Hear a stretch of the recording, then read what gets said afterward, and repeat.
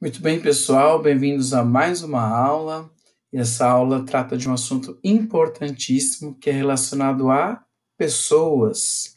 Então, quando a gente fala aí de administração de pessoal, a gente está falando dessa parte de gestão de pessoas, ok? E aí, dando sequência aqui, dentro da parte de gestão de pessoas, a gente pode dividir em várias áreas, né? Uma delas é recrutamento e seleção, treinamento e desenvolvimento, cargos e salários, que cuida dessa parte de promoção, definição de salários, tem toda a parte também de administração de pessoal, no sentido do departamento pessoal, que a gente vai ver aqui um pouquinho também. Falando especificamente de recrutamento e seleção, vejam, quando que a gente tem que entender que é o momento de contratar alguém? Basicamente por dois motivos.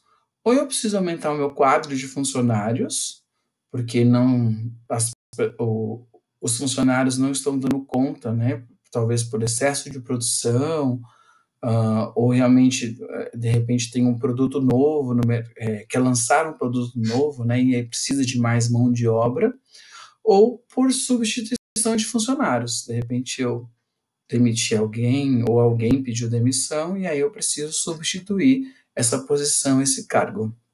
E aí, nesse sentido, eu posso fazer recrutamento.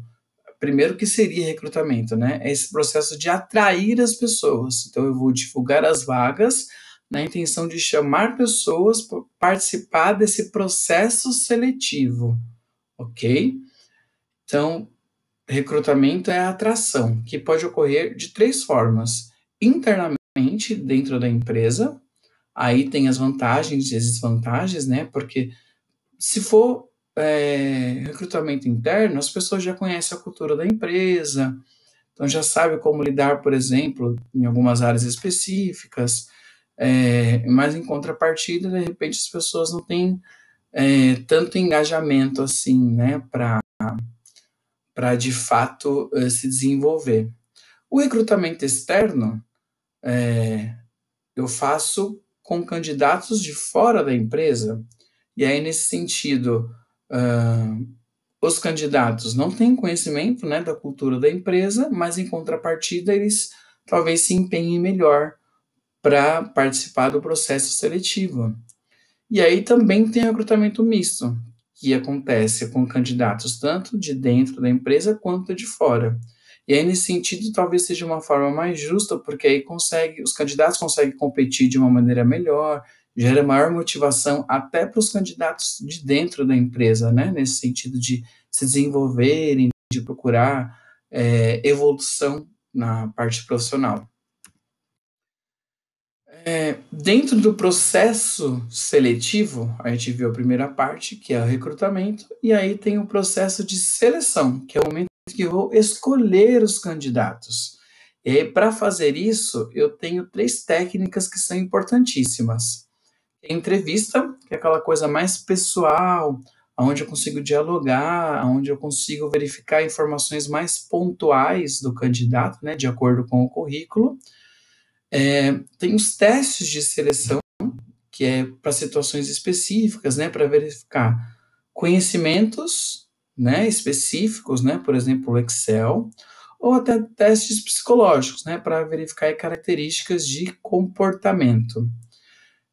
E aí também tem a terceira técnica, é a técnica de simulação, ou mais conhecido como dinâmica de grupo, que aí eu vou verificar a interação das pessoas, dos candidatos com as outras pessoas, né, com os outros candidatos em si. Então, basicamente, são essas três técnicas. Então, o processo seletivo é isso: recrutamento e seleção. Recrutamento interno, externo ou misto. Processo de seleção, três técnicas: entrevistas, testes e dinâmica de grupo. Aí eu vou avaliar conforme a minha necessidade. Algumas empresas utilizam as três técnicas, outras empresas apenas a entrevista ou a dinâmica. Não necessariamente eu preciso aplicar as três, ok? O programa de integração de novos funcionários é quando eu faço todo o processo e aí faço a contratação desse funcionário. E aí eu vou integrar ele para conhecer a cultura da empresa, quais são os procedimentos, os métodos de trabalho. Não é só o momento em que eu vou informar ele o que é. Programa de integração é algo que as empresas deveriam investir, porque o funcionário vai, de fato, ter conhecimento do seu trabalho e da organização como um todo. O departamento pessoal é outra área dentro da gestão de pessoas, que cuida principalmente aí da parte de contratação, de salários, benefícios, e a gente vai ver um pouquinho disso tudo agora. Para contratação, o que eu preciso? Primeiro, um exame médico admissional, que é o atestado de saúde ocupacional, chamado de ASO. Eu preciso da carteira de trabalho da pessoa que vai ser contratada e alguns documentos básicos, né? Certidão de casamento e certidão de nascimento de filhos. Se for solteiro, no caso, só certidão de nascimento. Comprovante de endereço, comprovante de escolaridade, geralmente as empresas pedem para verificar possibilidades, né, de promoção, cópia da carteira de vacinação dos filhos, se for menores de idade, foto 3x4 e outros documentos básicos, né, RG, CPF, título de eleitor, certificado de reservista para homens, se for no caso, né, e cartão do PIS. Então, basicamente, tudo isso é para organizar a folha de pagamento dos funcionários dentro da organização e também a nível de fiscalização, né? Porque o Ministério do Trabalho e Emprego exige que tenha todos esses itens. Quando a gente fala de contratação, existem algumas formas, né? Alguns contratos de trabalho específico. Basicamente, existem 3 tipos de contrato que são formais, vamos dizer assim, né? Que ocorrem por prazo indeterminado, ou seja, não tem tempo para acabar, o prazo dele é indeterminado, não existe uma data específica para encerrar. E um contrato por prazo determinado, que no máximo é duração de 2 anos, e pode ser prorrogado aí por mais de uma vez dentro dos 2 anos. Geralmente as empresas fazem, né? Faz um contrato por 1 ano e às vezes prorroga por mais 1 ano, certo? Então sempre tem que ficar atento aí para não ultrapassar esses 2 anos, porque se passar os 2 anos e não encerrar o contrato, aí ele automaticamente já vira um contrato por prazo indeterminado. E também existe o contrato de experiência, que basicamente não pode exceder 90 dias, não são 3 meses, hein, gente? São 90 dias. E aí ele pode ser prorrogado por uma única vez dentro desse período de 90 dias, ok? É um contrato por prazo determinado. E aí, se for necessário encerrar, tem que ser encerrado dentro desses 90 dias. Se ultrapassar 90 dias, passa a ser contrato indeterminado, tá? E o contrato de experiência serve basicamente para quê? Para a empresa avaliar o colaborador, para ver se enquadra dentro das características e dentro daquilo que ela procura, e também do colaborador avaliar a empresa, para ver se aquilo é isso que ele busca, se a empresa tem oportunidade de carreira, entre outros aspectos. Falando aí um pouquinho da jornada de trabalho, jornada de trabalho é um período que o trabalhador está a serviço da empresa, correto? Basicamente aí tem duração de 8 horas diária, dependendo aí da área de atuação, tem algumas áreas que são mais específicas, carga horária menor, ou 44 horas semanais. Isso é o padrão. Aí existem algumas categorias profissionais que aí tem alguns padrões diferenciados, né? 6 horas diárias ou 30 horas semanais, que é o caso, por exemplo, de assistente social, psicólogo, entre outras categorias aí. O que passar desse período, aí entra na questão de horas extras ou banco de horas. E aí vai de acordo com a categoria profissional também, o sindicato, né, na negociação sindical que vai estipular, né, se vai ser hora extra, se vai ser banco de horas, se pode ter os dois. E aí dentro, por exemplo, da jornada de trabalho, existem os períodos de descanso, que a gente chama de descanso interjornada, ou seja, dentro do horário de trabalho. Para quem tem carga horária diária de 4 horas, não tem intervalo, não tem direito a esse intervalo. Carga horária de 4 a 6 horas tem direito a 15 minutos de intervalo. Tem algumas empresas que deliberam mais tempo, 30 minutos, mas aí é cargo da empresa, não pode haver a compensação. E aí tem a carga horária para quem trabalha 8 horas por dia, que aí o intervalo para refeição, descanso é de 1 a 2 horas. Aí vai de acordo com o que a empresa determina. E aí, para verificar toda essa questão da jornada, existe o controle de ponto. Existem diversas formas de controlar, cartão de ponto, assinar um livro de ponto, mas hoje em dia tem umas formas mais modernas, né, que é o controle digital, seja através do dedo, né, da digital, ou até mesmo existem algumas formas mais modernas, né, que é mais caro, né, mas através da íris ocular, ok? E aí o controle de pontos que vai fazer esse controle da jornada, quando o colaborador está entrando, quando está saindo da empresa, controle de pontos que vai verificar se tem horas extras ou se vai ficar com o banco de horas e por aí vai. Sistemas salariais. Basicamente, o salário pode ser pago de 3 formas. São o que a gente chama de mensalista, que é pago por mês. Primeiro que entendendo que salário é o valor que a pessoa recebe mediante a prestação de serviço que ela faz. Então, ela pode receber por mês, pago até o 5º dia útil do mês seguinte. Então, eu trabalho esse mês e recebo até o 5º dia útil do mês seguinte.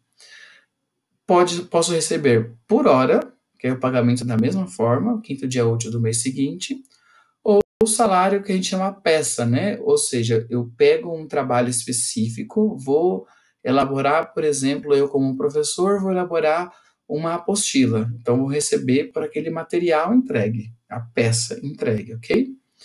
Dentro desses sistemas salariais, eu posso receber alguns adicionais, que é, por exemplo, o adicional noturno, para quem trabalha das 10 horas até as 5 da manhã. Vocês podem observar que são 7 horas de trabalho, mas que equivale a 8. Horário noturno é dessa forma que funciona, tá? Trabalho de 7 horas, que equivale a 8. E aí recebo 20% a mais do meu salário, referente a esse período, eu trabalhando esse período, tá? Adicional de insalubridade é que quando o trabalho da pessoa expõe agentes nocivos à saúde, né? Então, dependendo aí da situação, agentes químicos, biológicos, né? Frio, calor. Adicional de periculosidade, que é quando o trabalhador está exposto a situações de perigo ou contato aí com situações, com produtos, né, inflamáveis ou explosivos. E aí, nesse sentido, o colaborador recebe 30% a mais do salário, ok? Salário base. E tem que usar o EPI, que é o equipamento de proteção individual. Isso tudo está dentro da questão da segurança de trabalho, normas de segurança de trabalho, né?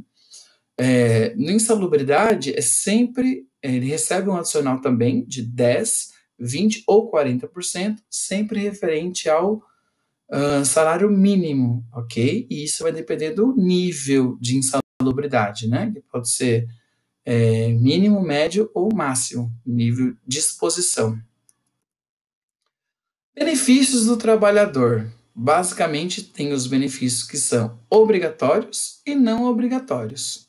Os obrigatórios, primeiro, né, de novo, lembrando que benefícios são privilégios, vantagens que a empresa oferece para o funcionário, para que ele se sinta bem, né, o bem-estar do funcionário e que tenha um trabalho mais confortável. E aí existem os obrigatórios, que são Vale Transporte, FGTS, férias e 13º, que são os básicos. Os não obrigatórios, aí vai de acordo com o sindicato, né, com a relação sindical. Vale refeição, vale alimentação, assistência médica e odontológica, estacionamento, assistência farmacêutica, são benefícios que a empresa pode aí, deliberar para até motivar os colaboradores. E tem alguns benefícios também que são bem diferenciados.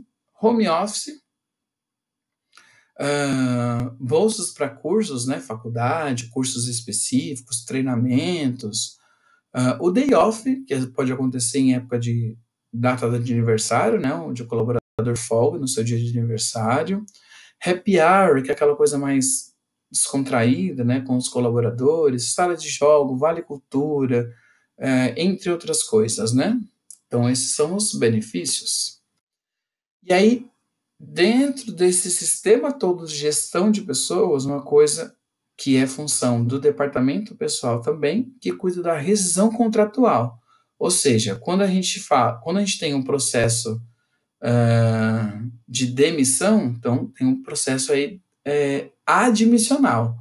Já no processo demissional, existe a rescisão desse contrato, que ele vai quebrar a formalização desse vínculo trabalhista.